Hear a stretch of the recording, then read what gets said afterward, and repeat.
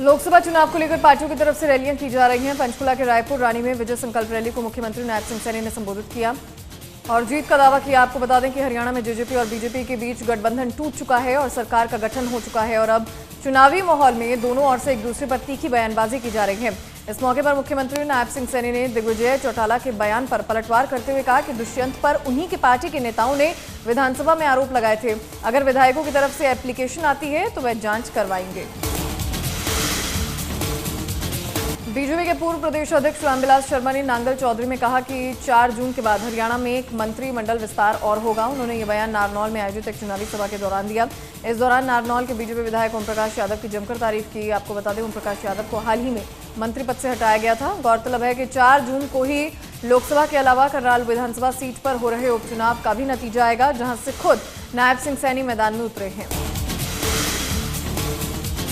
हरियाणा के पूर्व मुख्यमंत्री मनोहर लाल खट्टर अंबाला पहुंचे, जहां उन्होंने बीजेपी नेताओं के साथ लोकसभा चुनाव को लेकर चर्चा की। मीटिंग में परिवहन मंत्री असीम गोयल, भाजपा जिला अध्यक्ष मनदीप राणा मौजूद रहे। इस मीटिंग में चुनाव को जीतने के लिए रणनीति बनाई गई है।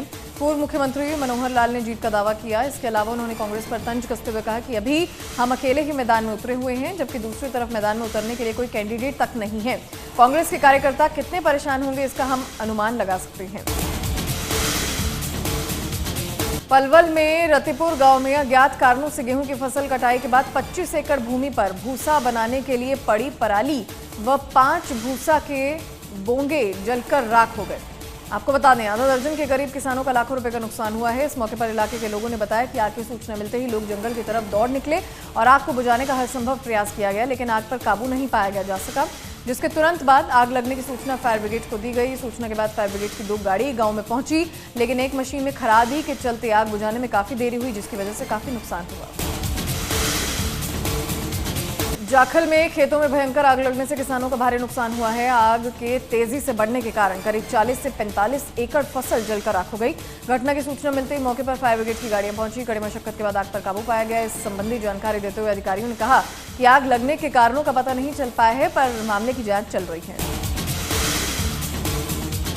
यमुनानगर के जोड़िया मंडेबर रोड स्थित एक स्क्रैप के गोदाम में अचानक आग लग गई, जिसकी सूचना मिलते ही फायर ब्रिगेड की गाड़ियां पहुंची। कड़ी मशक्कत के बाद आग पर काबू पाया गया। हालांकि इसमें कोई जानी नुकसान नहीं हुआ है। फिलहाल आग लगने के कारणों का पता नहीं चल पाया है, लेकिन इस स्क्रैप में आग लगने के कारण आसपास के लोगों को काफी दिक्कतों का सामना करना पड़ा। हरियाणा के मुख्यमंत्री और करनाल विधानसभा से बीजेपी प्रत्याशी नायब सिंह सैनी की पत्नी सुमन सैनी करनाल के कर्ण कमल कार्यालय पहुंची। उन्होंने बीजेपी के लिए चुनाव प्रचार किया। साथ ही उन्होंने शहर में अलग अलग जगहों पर सीएम सैनी और पूर्व सीएम मनोहर लाल के समर्थन में चुनाव प्रचार करती नजर आई।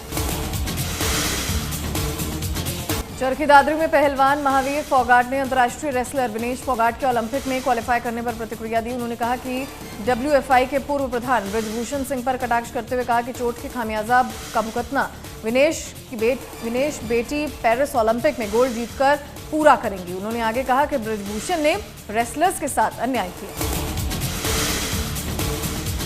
लोकसभा चुनाव के बीच एंटी नारकोटिक सेल और सिरसा पुलिस ने एक सूचना के आधार पर डोडा चूरापोस्त से भरे एक ट्रक को बरामद किया। करीब 20 साल के बाद सिरसा पुलिस ने इतनी बड़ी खेप को पकड़ी है। पुलिस ने आरोपी के खिलाफ मादक पदार्थ अधिनियम के तहत अभियोग दर्ज कर जांच शुरू कर दी है।